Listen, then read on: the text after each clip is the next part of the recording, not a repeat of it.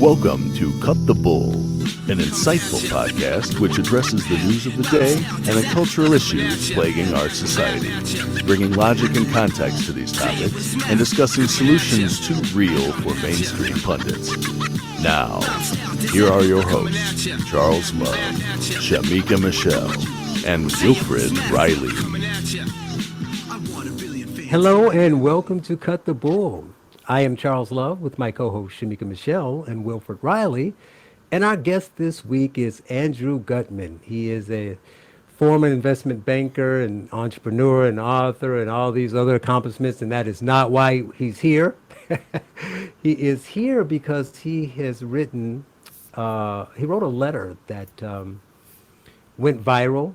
And he has another one that's going to be important too. But back in April, he had enough with what was going on in his child's school, and instead of pulling her out and just going on about his business, he felt he needed to ring an alarm to the teachers and to the other parents, and let them know what the problem was and what was going on there and how bad it was going to be if they kept going in that direction. So, Andrew, welcome to the show. Thank you very much for having me. So let's talk about that letter, the famous Brearley letter. You know, I guess the school is $54,000 a year. You got to talk that way, right? You got to say, well, your kid was going to Brearley, and she had been there for 7. Now. What'd you say? Now. 57,000 now. Oh, they got a few extra dollars. Good. Yeah. Maybe they could put that toward DEI. A lot of DEI. A lot of DEI. So she was there for 7 years, right? So she was. You wrote this letter. We're going to talk about what you saw that drove you to the point that you had enough. But I guess I want to start by asking, looking back on those 7 years, do you think that there were signs that they were moving in this direction before that? Or was this like a lot of things we hear and we see about a lot of this last 18-month COVID George Floyd culmination thing? Yeah, I think it's a little bit the former, but mostly the latter. You saw what we now call, critical race theory. It really wasn't called critical race theory back, 4 months ago. There wasn't much media attention to it back then. But you saw it creep into the school a little bit over the years. And being at an all-girls school, and we can get into this a little bit later if you want, there was a lot of stuff oriented around the toxic masculinity and a lot of stuff oriented about women and stuff. But I think the critical race theory started to creep in a little bit. But it really was the events last summer of George Floyd and BLM, where it felt like a light switch went off and things changed. And the mission of the school changed from training, what they were supposed to do, which is teaching girls, teaching kids, training courageously, intellectually courageous, brave girls, to completely different, to training social justice warriors, to training activists. I mean, it really felt like the mission completely changed, and it became what a lot of people have described, and I would agree with, really, really sort of a cult. So the last, 18 months, completely light switch flipped. Well, I definitely want to get into some examples. I know you mentioned some things, but in the letter, it was a great letter, but it was more broad. It was like, pointing out the things that you objected to, but some would say that it needed, not the letter needed specifics, but some people need to hear specifics so they won't be like he's just some guy who's complaining because of his white privilege, and they hurt his poor sensitivities kind of things. But I do want to get into some of those examples, but first I'd like to let Shamika and Will ask you any questions that they have about the letter. Shamika? Oh, well, first, let me just tell the audience that I just came from an 80s workout party, so I'm not nuts. Well, you could be nuts and come from the 80s party. Right, and so, that's what the whole get-up is about, okay? So I was just thinking, $57,000 a year to teach them how to basically hate men and to, that's all that I saw, because we can talk about race and everything like that, but that's what would happen. I'm seeing what has happened in the world today, and everybody knows that I feel like women have messed it up. So you would have really been paying all of that money for your daughter to pretty much hate you. I Wow. thought it was excellent. Thank you. Yeah, I mean, hate, now they hate a lot of things, but it's a lot of money. I mean, we went there because we thought it was this great education, and that was the reputation of the school. But it's not that anymore, and that's, ultimately we can talk about this. That's why we pulled her out. Yeah, it's a lot of money to hate men. I agree with that. Yeah. And now they hate white people. Right. They hate and they hate straight people. That Exactly. too. And there's a lot of that going on. Yeah, so my question, leaving aside obvious, like, Shamika looks like she just wants to have fun type 80s jokes, which I'm, material girl lines and so on. But that stuff aside, I actually had a question about the price of the education. I mean, so I'm a professor, and up until recently, when we had a turnover, an executive at a state university. And Brearley costs about twice what it would to send your kid to a pretty good college. And I see this a lot. I'm a member, I suppose, of like the American upper middle class, although in a regional city. I have friends that do this. What are you trying to get if you spend in Louisville $30,000, in New York $60,000 for an education? I'm not at all mocking or criticizing that, but what is the goal of that, as opposed to just sending them to a good Catholic school for $3,000?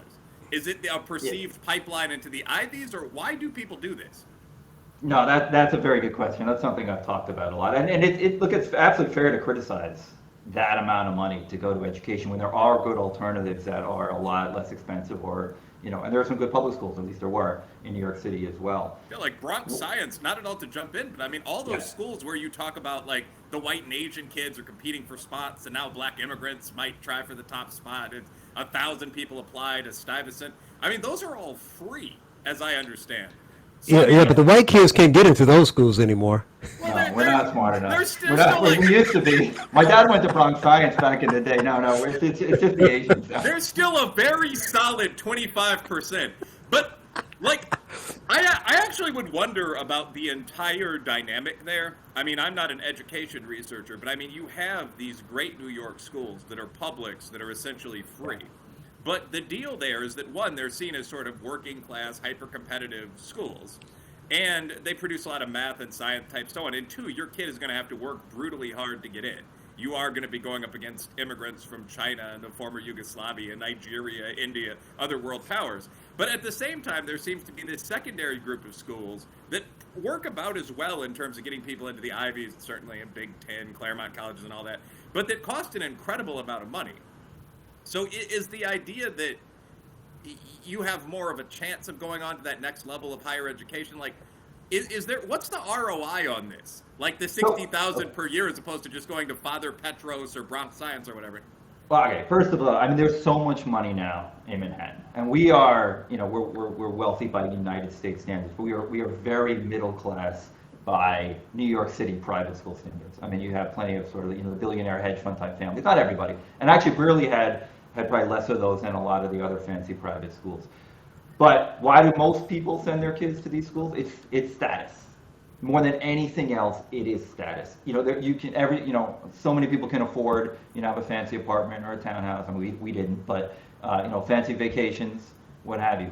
But what you can't just necessarily buy your way into is, schools like Brearley or some of the other very prestigious private schools.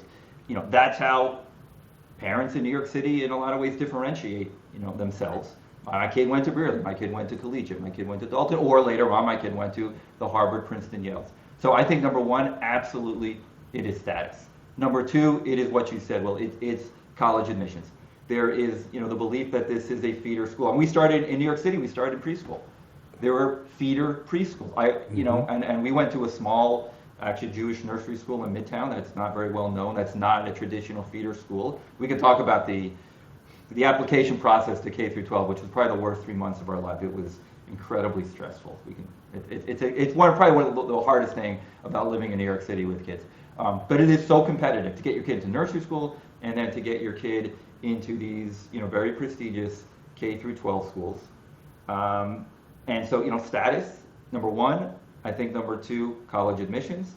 I think number three is not education. I think it's networking. And I think number 4 is education. And it's not to say that some families aren't there for the education. We were. I mean, we really were. And that's why we were okay leaving it, because ultimately we said this is not where we think our daughter is going to get a good education, regardless of the status, regardless of it being the feeder school to Harvard, Princeton, Yale, or the other Ivies or Ivy equivalents. But, this was one of the disappointing things for us. And I think it's also one of the reasons why it is, or it's one of the main reasons why it is so hard to get parents to speak up about these issues, is because they don't want to leave these schools. They don't want to give up that status. They don't want to give up those, what they see as those perceived opportunities to get their kids into the Ivy Leagues. They don't want to give up those networking opportunities. They obviously don't want to be canceled, which is another, one of these issues.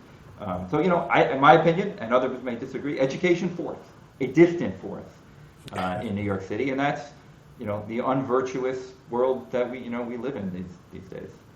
One very quick follow-up to that. Sure. You mentioned coming from the financial world. I was more on the sales bullpen side of the sales and trading floor world, but similar experiences. I didn't like ramen in college, so I worked on LaSalle Street, Michigan Avenue for a while in Chicago. And I keep coming back to ROI with this.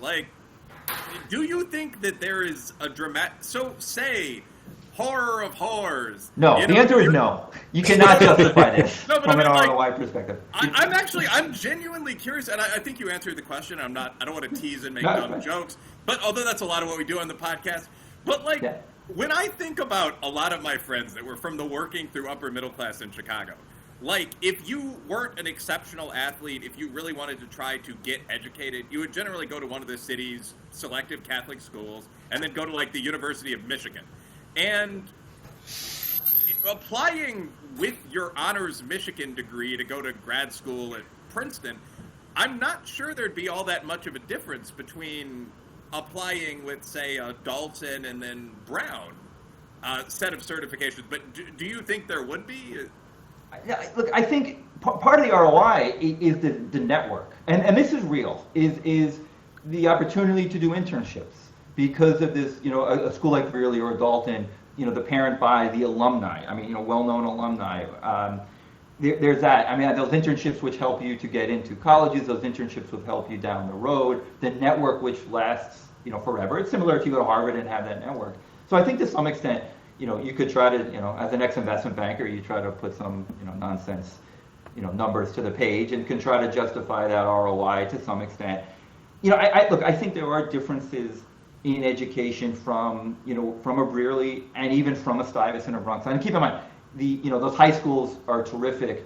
The K through 8, is different as well. I mean, there were the gifted and talented schools, which have been really eradicated. The schools that used to have to test in through to kindergarten and then again into middle school, those do not exist anymore. They've gotten rid of those in the sort of anti-meritocracy movement now, which is one of the things that people are fighting, obviously. But, there's differences in terms of teacher-student ratio. There's differences in terms of facilities.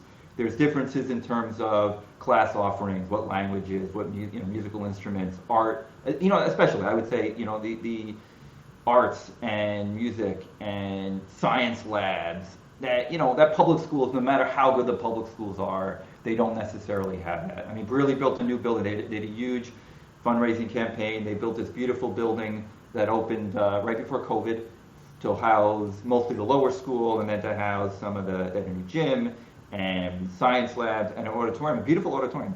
I mean, and they say, and I agree, I was only in there once or twice prior to COVID, they say, for a small space, it's one of the best acoustical locations in Manhattan. Now, I'll be very honest with you. Hearing, a fourth grader, Twinkle, Twinkle, Little Star on the violin, you don't need that good of an acoustical space. But that's how they compete. That's how they compete with the other private schools. I mean, they have to, one up. So one builds a new building, the next one builds a new building. It's how big the endowment is. Same as in the university setting.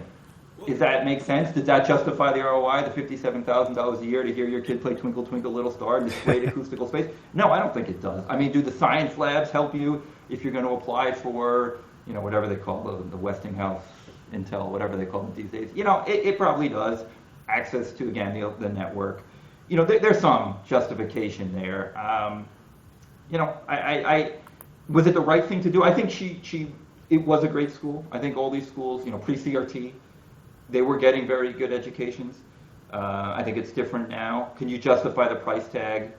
Can you justify any price tag of, living in a $30 million townhouse? Can you justify, driving whatever, Ferrari or Rolls Royce? I mean, status more than anything else.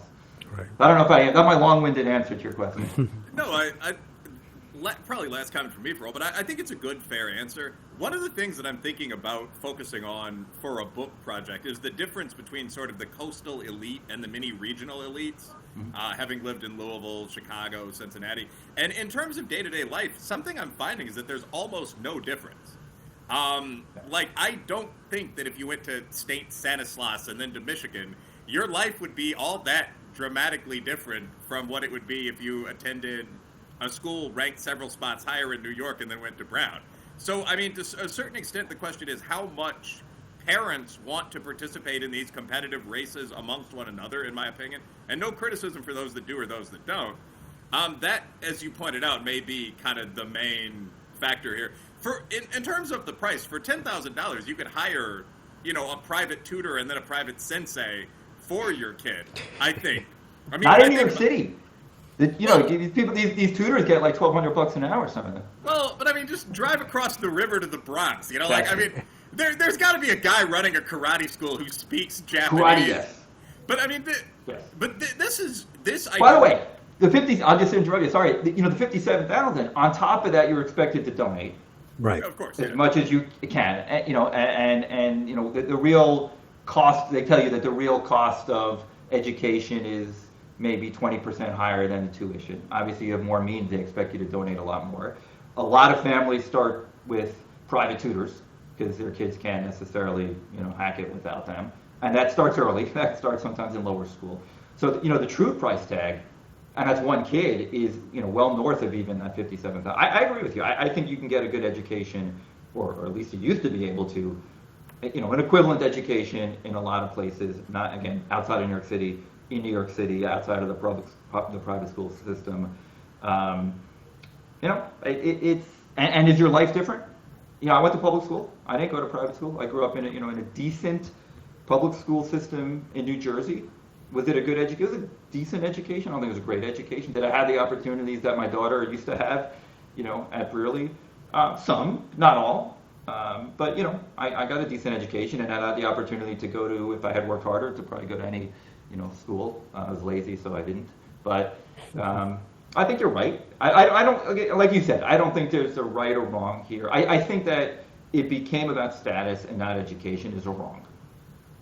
And that's a generation ago that was different. I think people really did send their kids to these schools for the education.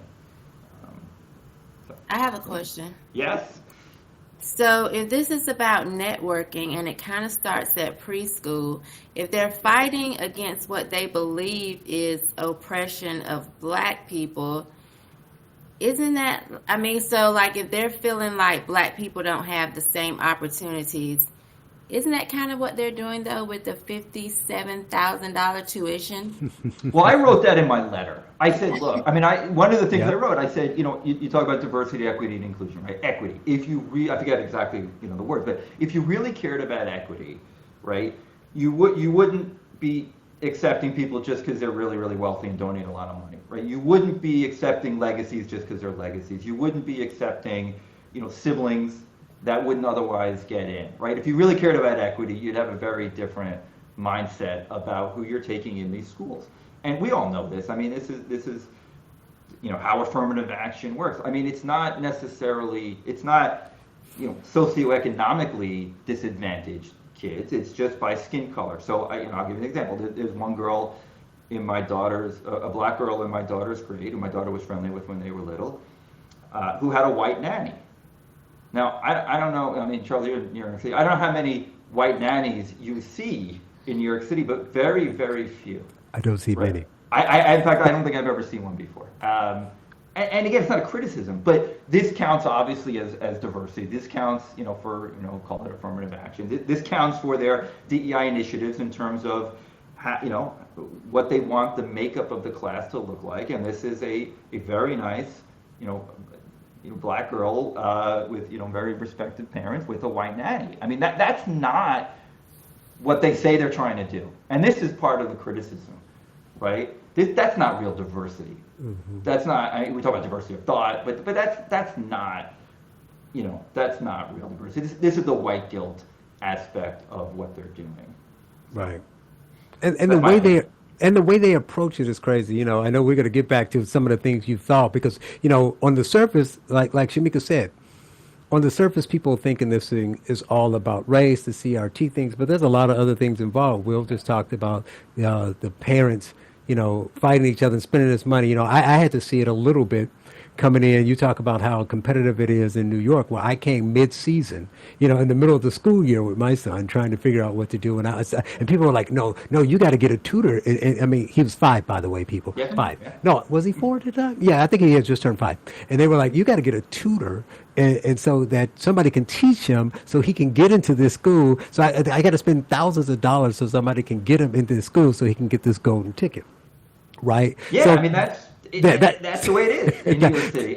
It's crazy. But New York is also weird because they have quality elementary schools. So to be fair to Will was asking the question about why people spend the money. New York is a little unique, but let's go to Chicago where he's from. But in Chicago, the public schools are so bad. Everybody I knew sent their kids to a private school, right? Even if they couldn't afford it, they found a way to do it. Now, granted, like Will says, there's Catholic schools that are cheaper. You don't have to spend. In Chicago, it's more like $20,000 to $35,000, but you don't have to spend that money.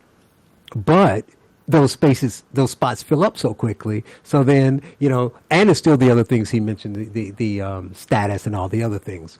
But to Shamika's point, they're saying, well, it's all about, diversity and being fair. Well, they had been doing it year after year, donating a little money to their little charities to make themselves feel good. But they want it to be elite because they want it to be elite, right? Part of it being status is I want to be able to say, it's like a handbag, right? It's like I want to be able to say, people to see the sticker on the back of the car and know that my kid is going to this elite school. That's right. But then it got to the point that they're like, well, now we're pushing this diversity thing, but it's fake diversity. So they're like, well, we need to get more blacks in. So so it became this full court press where all these schools are fighting to get black kids. So, but And teachers. Right. But Teachers as then well. it just creates other problems and people don't realize it. So forget about the fact that their intentions are weak. What it does is, so we look at the schools. De Blasio's doing his thing with the selective enrollment schools because he thinks it's not fair. But part of the reason, and I talked to Richard Bernstein about that, he made it go, and I mentioned that, and he said, yes, that's exactly what happens. Part of the reason why the percentage of blacks are so low at Bronx Science or these other schools is because the black kids who could get in, test to get in, don't go there. And people say, why? It's because Brearley and Dalton and all those schools are hounding them. Like when we were in Chicago, my son was in 3K at the time, and all these schools were coming as like, hey, you should come to high school. They were having, they would serve dinners. They would have these dinners, right? And they would have these black parent reach out things. So we went just to see what it was like. And it was a bunch of elite black people. Funny enough, public school teachers who don't want to send their kids to the public schools they teach at, all going to eat dinner and talk to the heads of all these elite schools. And then, so they're talking. One funny story, I forgot which school it was. I won't call them out anyway, but we're at this meeting and we're talking about how great the school is. And this is what we do. And this is who we bring in. These are where our teachers go to school and all this stuff. It's like, great. So there's like, and so one of the parents, like everybody in the room is black. So one of the parents said, well, what percentage of your students are black? And I laughed because I knew where this was going. And the person's like, well, we strive to match the city's percentage. But right now, the city is X% minority, and we're only about 24% minority where we're trying to go up. And I'm chuckling because I saw what they did. They asked what percentage was black, and they got an answer of minority, right? So then the person's like, no, I said black, and it was like 3%. Right. That's the reason why we were in the room. Right. So they're like, no, we want blacks. So we're like, come here. We'll do whatever we can to get you to come here. So people are like, well, what's the cost? It's a little expensive. And they're like, we'll work with you. Right. So where other places are saying we'll give you, we have means testing, and if you need more money because you're poor, we'll let you in. They're saying we want you to be in if you're black. So even if you're the black kid with the white nanny, but we really want more black students there. So we'll give that kid a 50% discount to come in if that's going to get them to say yes. So who are you really helping anyway? You're not helping poor black kids. You're just coaxing the kids that could have gotten into any school they wanted to get in to come into your school. And now that kid's not going to Bronx Science, they're going to Dalton. And you're skewing the numbers. All you're doing is basically taking the same 500 kids and just shuffling them. I think that's right. And what it does also for the private schools is that it makes their college admissions look that much better. Mm-hmm. Yeah. Because those are the kids that have are advantaged going into the Ivy League schools. Right. So that helps them in that sense. Again, this is not and it's fine. We want. It's just not what they say. It's not what they say they want. It's this again. It's this fake, the fake diversity. It's the fake altruism, whatever you want to call it. Well, one other thing I want to mention is again, the main focus of this is the open racial push, but it's a girls' school, and it makes me think about something else Shamika said about hating men. It's like we often talk to these people. We talk to a parent who had a situation earlier, and it was a race focus. Everybody thought it was about race, and then we always end up in this gender thing. Mm-hmm. So were there situations where they were pushing, gender extremism or all the other, open, whether it's transgenderism or you can choose your gender or all that kind of stuff too? Oh yeah. A lot of that in the last couple of years. I mean, and they're also asking them at, in middle school what their sexual preference is and how they identify. They're doing pronouns. When they are picked to announce assemblies. Oh yeah. I mean, all this stuff. The one I remember the most is neither gender nor race. That my daughter came home, or maybe she was online at the time, and said, "You know what we learned today? That we should never hold the door open for someone disabled." Because that is a microaggression, and you're thinking to yourself again, this is the world we want to live in. This is what they're teaching their kids, to not hold the door open for someone disabled, because it's a microaggression. I mean, this is the world. That stuck with me more than really the race stuff or the gender stuff or the sexuality stuff. It was that one, and you just like when that comes out of someone's mouth, one of these educational consultants. These DEI consultants that teach this stuff. I mean, they're not thinking what they're saying, really. Right. But right. The gender stuff, the sexuality stuff, especially in the girls' school, yeah, you've seen that very right. well. And no one really talks about that, because I want to point that out, because we have to keep hammering this, because people need to understand. I still watch liberal media and hear them say, Chris Rufo, James Lindsay, this person, they don't get it. They don't understand. It's just a bunch of white people that don't want to teach black history. Not one of the arguments that I've seen or heard was about black history. It wasn't about history. I mean, it's like, if we want to have a debate, an open discourse about that, that's fine. But be honest. I haven't seen, when you see those news clips of school board meetings where parents are yelling about what they've been teaching. And I got to be honest, most of the stuff I've seen, again, that's why I keep pointing it out. Everybody's having a fight about race, but what I hear is gender. I saw the parents reading. Remember, Shamika, I sent that to you. They were reading from a teen novel about this very explicit sexual described encounter between this boy and this girl. And they were like, why are we teaching this? Why is this a mandatory book in, I don't know, like 6th or 7th grade? And I just keep thinking we're burying everything under this blanket of these are just white racists who don't want to teach black history. Not only is that not true, but we're sliding in this whole gender thing. I mean, they're telling 4th, 3rd, 2nd graders that you can pick your gender. Now, I don't care what your views are on transgenderism. I don't understand why anybody would be okay with doing that to kids that young, or why they feel the need that they have to force that issue with kids. Like, we need to sit down 7-year-olds and tell them about, or ask them, like you said, you're the second parent I've heard that said that they've asked them for their gender preference. I mean, for their sexual preference. Yeah, which I was shocked in middle school that they would do that. There's a lot of stuff they're doing that, and they're very non-transparent. They don't tell the parents. And this is one of the issues, again, is, a lot of conservatives have with this, which is, taking the morality out of parents' hands and, Right. and taking it to the schools. And they're basically saying, I've heard this, I think I read this on Twitter like a week or two ago, parents are oppressors. Now parents are in the oppressor group. Right. And this, we pretty, liberal in the lower L sense about, teaching, sexual education. I think it should be in school, but they've gone way too far on this stuff. And I've heard, this stuff is starting even younger than third or fourth grade. This is starting in kindergarten and first grade, where they're Yep. talking about this stuff, encouraging, encouraging things that they shouldn't be encouraging, and having conversations that are completely age inappropriate. I had my first conversation. I've always I try to talk to and interview as many people I can that are center left and center right to kind of get a broad perspective, and it's not deal with the extremes.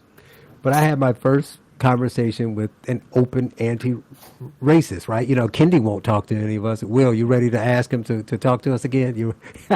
Will challenges him every couple months, but he won't do it. No takers yet, no?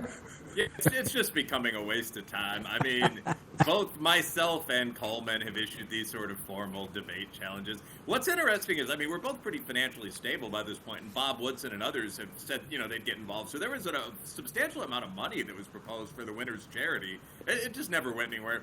So, Yeah. I'm a grown man. I'm not really anybody's fan, especially on that side of the aisle. So I'm not really going to pursue this guy. But I Right. will note, of course, Coleman and I are both still there. If he Still ever wants to available. have a debate. Right. Still available. So I say that because he won't talk to us. So I talked to someone really honest and open about what their views. I don't agree with them, but I just said, I'm not going to debate. It wasn't a debate. It's you tell me what you think, and no matter how much I disagree with it, I just say, okay. And so we go through all the stuff and whatever, and we'll talk about systemic racism, slavery, reparations. We went down the line. And so I'm just, okay, then what do you do here? But what really struck me at the end, I was talking about, we were just having a casual conversation. I was talking about my son, and my son's 5 and this, that, or the other. And then I'm like, well, my son doesn't know he's black.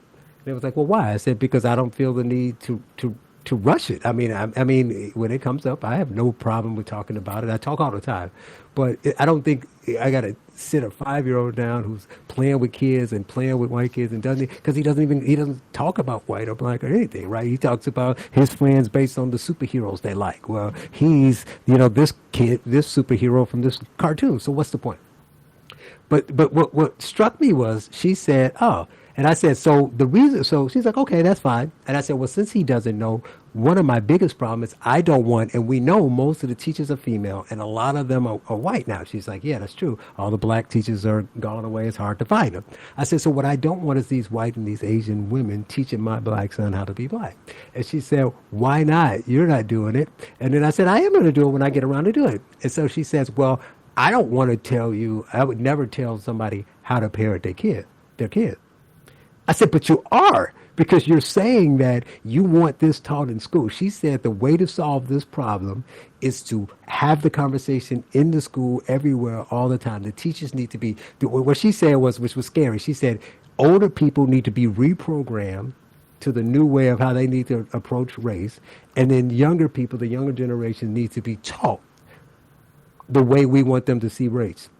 So the colorblind thing, we tried that for 3 generations. It didn't work. This is what we need. We need in-the-face race all day, all the time. That's what we need. So if I say I'm not teaching them yet and you want it taught in school, you are telling me how to raise my kid. You're saying regardless of what I do, you're going to go and take my kid in the classroom and you're going to spend that time to teach race and gender. And that's wrong. I got a question, if I'm allowed to ask a question. When Of you course. say, teach your kid how to be black, at Right. some point, what is it? I'm curious what that means. Because I'm going to teach them what they're teaching. I'm going to teach my kid how to be white. I have no concept. Right. You of how to be say white. what they're teaching or what I'm going to teach. What would you, when you said you haven't done it yet, but you would do it eventually? Well, I don't mean how to be. I mean teaching them that there are differences that and that people see things, see the races differently. That there's a black community, that there are people. That's what I mean by teaching, not how to be, because there's no one way to be. Right? You are what you are. But I'm saying that he would never look at a kid and it's like, oh, those kids over there. I'm talking about the boy I was playing with. Which one? The black one. He would never say the black one. Right. No, at that age, they don't. They just have friends. I mean, But they're teaching that. So They're okay. teaching So here's my response to that. So my first meeting with the principal was because they had decided they were going to start teaching STEM in kindergarten, age appropriate. I was like, that's cool. Introducing them to biology, chemistry, that's all great. And his first assignment was women in STEM because women and blacks were traditionally marginalized. That's what you're telling the 5-year-old? Yeah. So then they were like, yeah, well, blacks have been this, that, or the other. So, of course, isn't he going to be like, well, what do you mean by blacks? What is a black? So now you have to explain to him what a black is. So you are, in essence, deciding how he's going to learn what races are out there and how you feel the country and others view them. He's going to learn that through your lens because you're forcing it. And I was like, and I said, I don't need you to do that. If you want to teach STEM, you just teach STEM. I don't need you to tell him that in, 1941, there wasn't a black man working at NASA. I don't need you to tell him that. At 5, it just makes no sense. It's like, like you say, race has become their overriding point for everything that they do, and gender. And so regardless of what they teach, you have to teach it in that vein. That's why we get to this silliness. I don't know if they were teaching this there where blacks learn differently, and so we have to teach culturally relevant pedagogy. Did they talk about that madness there? Not to my knowledge. Yeah, that's just madness. So But we saw, like you said, you saw this, put into the science curriculum, saw this put into the music curriculum, put into the art. It's not just history curriculum that they're putting this in. They put it into, I don't know how, but they put it into the physical education curriculum. Everything became this obsession. So you finally decided to write the letter. I decided to write the letter because we could not get parents to speak up. Mm-hmm. We saw, the writing was on the wall from the beginning, from the communications starting in the summer with George Floyd and BLM and how the school was changing. And in September, when they had a Zoom right before Labor Day and the school started about what they were doing, again, not very transparent, but you kind of saw, and then all the DEI emails. And you knew, I knew more than half the families were not happy with the direction of the school. And we talked to a lot of them, a lot of the parents in our grade could not get anybody to speak up. And people said, well, I should send an email. I should call. And we weren't allowed in the building because of COVID, so that made everything harder. And I've said this a lot. I don't think what happens absent COVID. Because you would have had families get together and march into the head of school's office and say, hey, this has gone too far. But it didn't happen. So we could not get families to speak up at all. And so when we decided, look, this is not the school we want, this is not the education we signed up for in kindergarten, this is not the education it was even a year or two ago, and it was a 3-person decision. It was ultimately my daughter's decision if she wanted to stay or not, because if she had wanted to stay, we would have tried to fight more quietly within the school. But we all agreed that this was not the education we wanted. And when we decided not to re-enroll her, and it was at the beginning of March is when re-enrollment contracts were due, I said, you know what, someone's got to do it. Someone's got to go public, and not not to educate anybody on these issues, because we all knew, and the reason we all knew is because we had to do mandatory training for parents. What? Different from most other schools. Oh yeah, we can get into that. We had mandatory anti-racism training for parents. Wow. And we had to sign a pledge. We had to. So you paid to get abused, and it didn't. Will was like, why pay that much to teach your kids? You paid to get abused. That's exactly right. We paid to get abused. 2 90-minute sessions. Yeah. Yes, absolutely. Oh, well, So wait. Yeah, go ahead. But let's get to your daughter really quickly, though, because you said the 3 of you let her make a decision. She wanted to stay. You would have found a way to do it, and she wanted to go out. So what was her reaction to the stuff as she was coming home and saying, this is what we're teaching? What was she saying? So, we're lucky in the sense that she was aware of what was going on. And again, history is sort of a passion of mine, and I've sort of translated that to a passion of hers, and we've always talked about history, and we've always talked, and I think that was always the weakest, the social studies into the history curriculum when they get to middle school. I think that was always the weakest academic subject, I think in every school, and I think it's the most important subject in my view, and it's the one that gets the least amount of attention. But I think for sure it was the weakest at Brearley, and so we would talk about that. When what they were learning, what they should have been learning, in my opinion, what they weren't learning. And she was aware of what they were doing, and she would come home and say, "Okay, they made me feel guilty for the color of my skin again." She knew. I mean, there was a little ice cream store down at where we are for the summer, and they got this cartoon ice cream. This big sign outside with an ice cream cone and like 3 flavored ice creams, where it's the chocolate on the bottom, and they're cartoony faces, chocolate, and there's like a green pistachio and then like a strawberry. And I remember last summer, and she said the minute we got to that place, she said, if Brearley saw that cartoony ice cream thing, we'd have to have an assembly on it because the chocolate's on the bottom. And she's right, because if someone had drew that, they would have been talked to. I mean, that's how extreme this has gotten in the school. So she was aware of that and knew that this was not an education. And I don't want to go too far and say there's, bullying, because the school's pretty good about, especially with girls and middle school girls, they try to cut down on the mean girl behavior. But of course there's some. But, there's some bullying around if you aren't indoctrinated into this already. Into the political correctness, into the social justice warrior stuff, even into some of the COVID stuff. And she felt that. And she felt she was sort of the only one. There was in fifth grade, at the end of fifth grade, when they were doing, actually I don't even know what the curriculum was at that point, but in history they were talking about should we tear down Confederate statues in the South. That was when that was in the news. Right. And she was the only one that said, listen, I put them in a museum, explain them, but we can't erase history. We shouldn't be erasing history. Robert E. Lee, and she knew about the Civil War, because something we had talked about. And, she was the only one that had that viewpoint and was really sort of attacked about that. And the teacher, didn't take her side, but eventually just, shut down the conversation. And so, she was aware of what they were doing, what they were teaching, what they were not teaching. And, she was supportive of not re-enrolling. She was a little bit, when I first said I'm going to write a letter, she was a little bit concerned about that, not because what she knew was going to be a letter, because, the typical being embarrassed by your dad, Right. which, of course, all, 12-year-olds are embarrassed by their dads. You're not there yet if you have a 5-year-old. It happens. It's inevitable. But, and then when she read, the only two people that read the letter before I sent it out were my wife and my daughter. And once they read it, they said, no, this is good. She was supportive.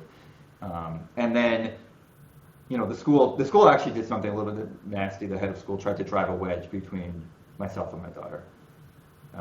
And my daughter sent an email saying, listen, I support my dad. I'm proud of what he did. He stood up for what he believed in. That's what you have been teaching me for 7 years. And actually, she wrote an email that was way too strong. We had to tone down.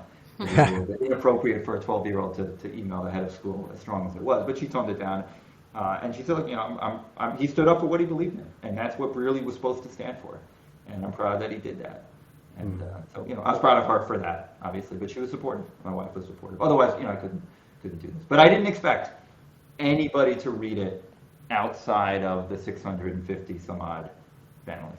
And you got a few more. You got a few more clicks on it than that, I think, right? Yeah. What did the other parents say, though?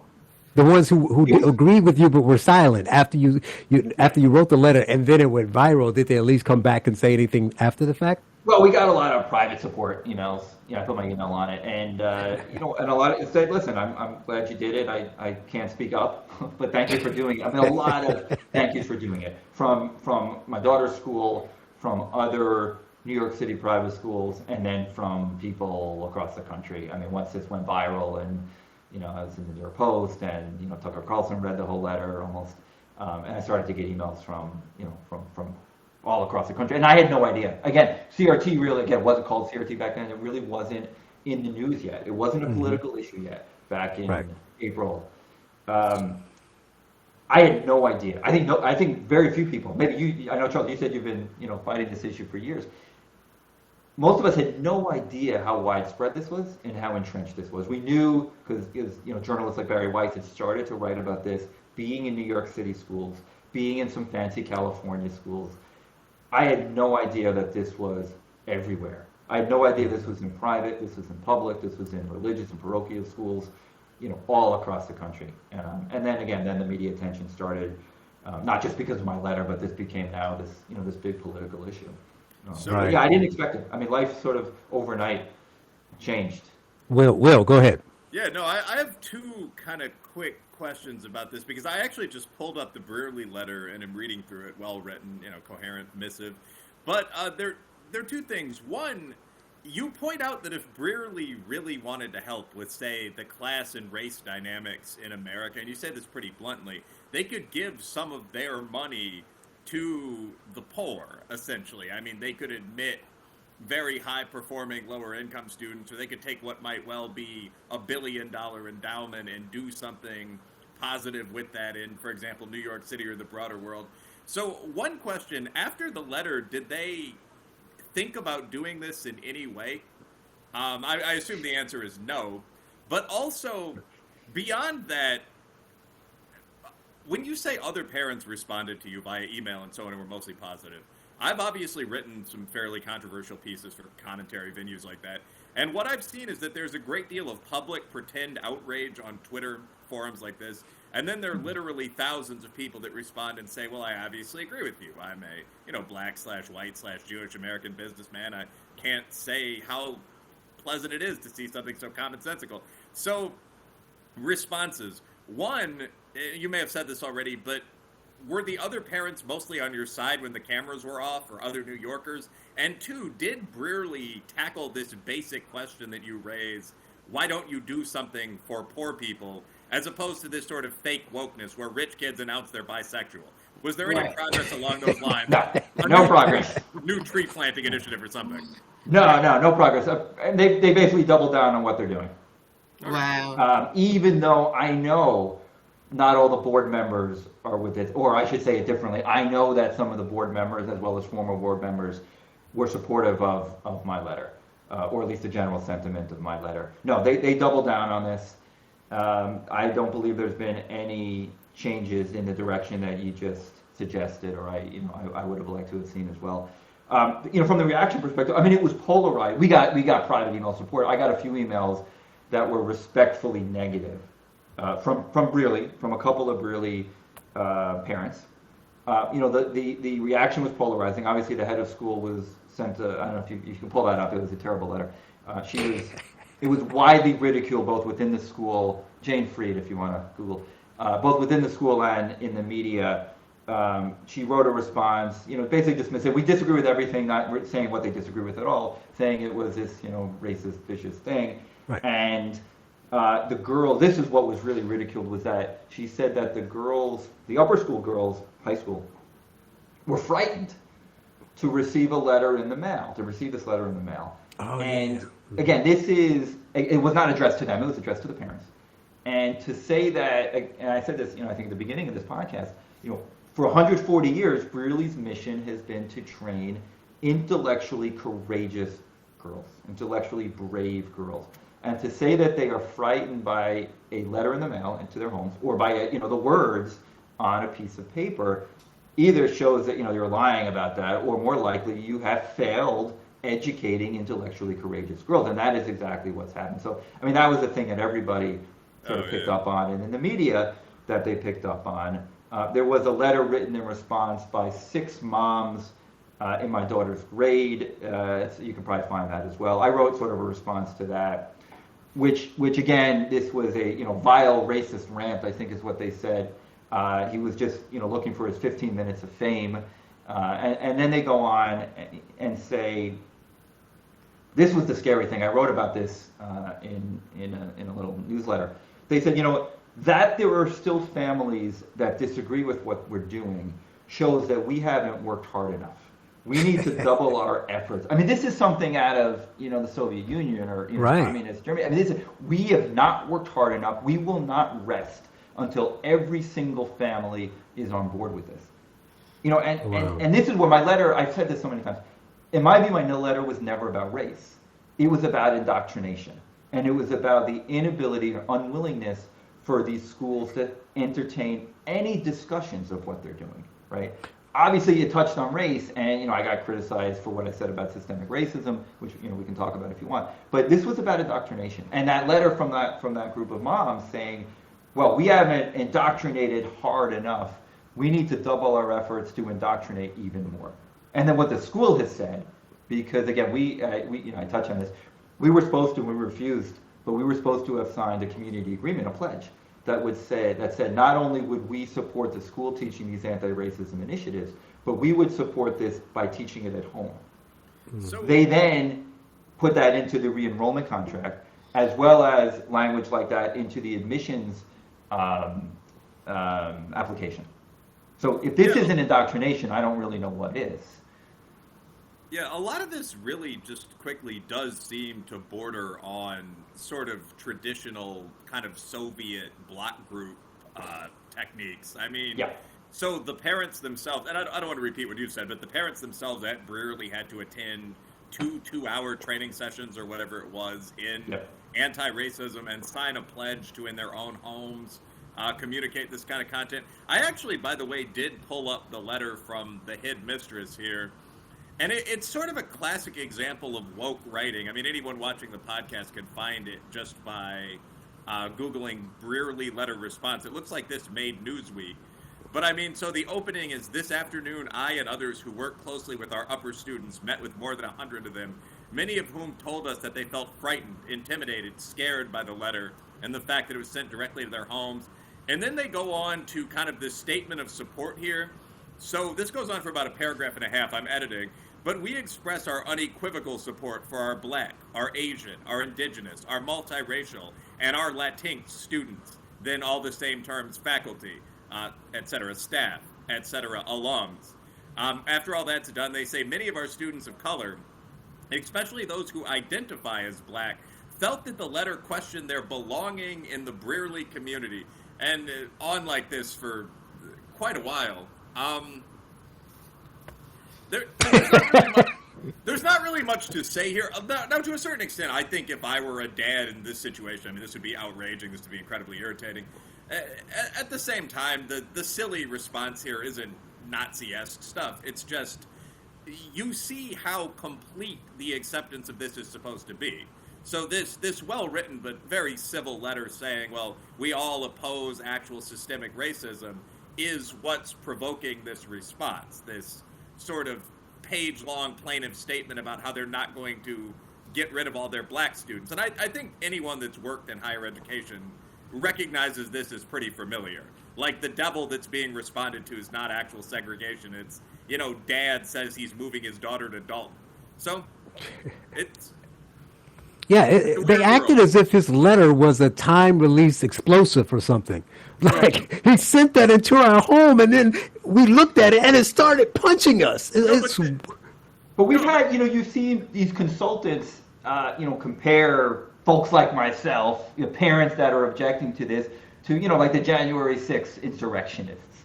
I mean, you've seen these, these DEI consultants use language like that and talk about things like that. I mean, that is how this, this movement, this, CRT DEI, movement is attacking people that are genuinely just, objecting to what is being taught in these schools. And there's a phrase here that's really interesting. So the headmistress, this is again in Newsweek, Freed said that as students at the school noted, this letter, which denies the presence of systemic racism, crossed their doorways. Evidence of ongoing racism, systemic and otherwise, like that daily present in our headlines. I might have missed a word or two there, but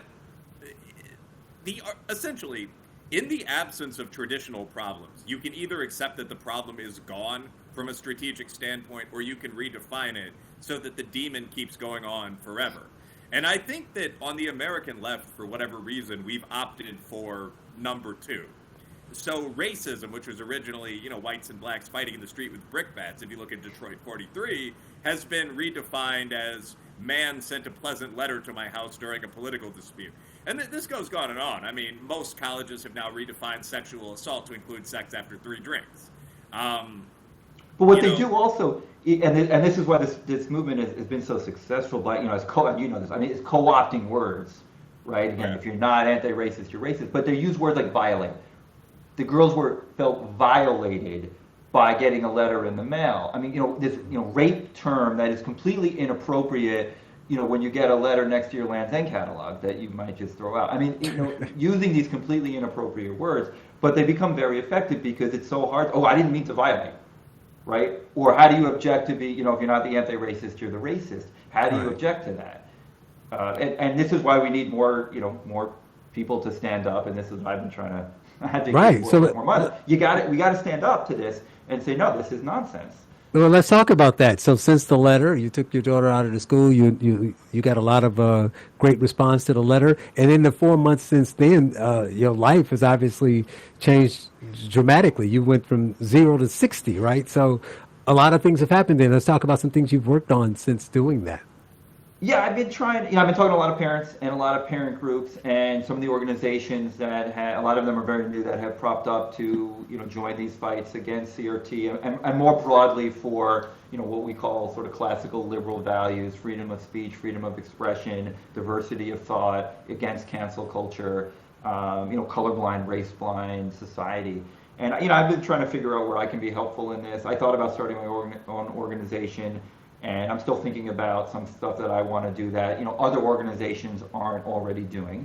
I've joined one called a very new one we can talk about Institute for Liberal Values, which is classical liberal values, those values I just mentioned, not the lowercase l, the freedom, the enlightenment principles of this country, not the big government welfare state liberal values. I've been helping out an organization called No Left Turn in Education, which is sort of on the front lines of the CRT fight. They have, I think, 50 or more than 50 now local chapters in grassroots, mostly in the public school fight. So we're doing that, and then we can talk about, I wrote another letter, which is just now sort of went public and is around August 28th, which is the anniversary of Martin Luther King's "I Have a Dream" speech. And very quickly, I'll give you the genesis of that letter, which is, when my letter went viral and I got reached out by really close to 5,000 emails and messages, and people said, okay, what are you going to do? How can you help? And I started to think about, okay, how are we going to solve these problems? I mean, these are huge problems. It's, CRT is just a symptom of this broader illiberalism that we are facing. And CRT in K through 12 is just one aspect. We know this is in universities. We know this is in the government, in corporations, in the military. So, okay, what can we do to solve this? And I wrote sort of a lengthy piece with a bunch of ideas on how we can solve this. And I said, listen, the fight against CRT in K through 12 has to be done in schools, in school districts, at the school board level, in state legislators. But I think it also has to be a movement. This ultimately has to be a national movement. Sort of like a Tea Party movement, but it shouldn't be partisan. This has to be a nonpartisan movement. We are not going to win this fight, which I think is really a fight to save our country and save the founding values of our country. We're not going to win this if it's a partisan fight, if it's just conservatives fighting this. And so how does this become a national movement? And and then I also said, look, we've got to go back to the colorblind ideals of the original civil rights movement and what Martin Luther King, advocated for, especially in that "I Have a Dream" speech. Everybody knows the line, "Judge me, by the content of my character, not by the color of my skin." And I sort of said, put two and two together. Can we start a movement around that speech? And I was looking for a date where we can call for sort of national rallies and events around back to school time, so end of August. And I said, okay, that's the anniversary of the "I Have a Dream" speech. Can we try to do something around that? And that famous line of the speech is not the only thing in that speech. He really harkens back towards the American dream and the founding values of America. What he advocated for is we need to apply them to the people they haven't been applied to before. We need to apply them now to blacks. But those are the values that we need as Americans to apply for: the life, liberty, pursuit of happiness, the Declaration of Independence, the Constitution. And that's the complete opposite of what we're facing today, where we're sort of destroying the founding values, where we're obsessing with race instead of advocating for the race-blind, colorblind society. So I threw out this idea out there: can we have some national day of events? And then I was asked to sort of write a letter by this group, Institute for Liberal Values. I think you've had him on the podcast, David Bernstein, if I remember, who started a similar institute for the Jewish Institute for Liberal Values, where he wrote a letter or had worked on a letter spelling out what they stood for and had it signed by prominent people. And so he said, well, let's do a letter that will also get people in this movement that have these values to sign. So I worked on a letter that, again, just this podcast we'll edit air in a week or so, but just went public, and we're having a live stream event to discuss it with a number of people. It's being published by Free Black Thought, and we're having a live stream event from Free Black Thought, someone from John Wood Jr. from Braver Angels, myself, Institute for Liberal Values, to sort of discuss Martin Luther King's dream and what's, wokeism and what's going on and how we can fight for this and things like that. So we came close to having a big rally in Washington, D.C. We just didn't really have time to do that. You got to plan that. We're going to hopefully do that next year, make this an annual event. But, I'm hopeful that this sort of helps the movement, because I really do think we need to fight for these values.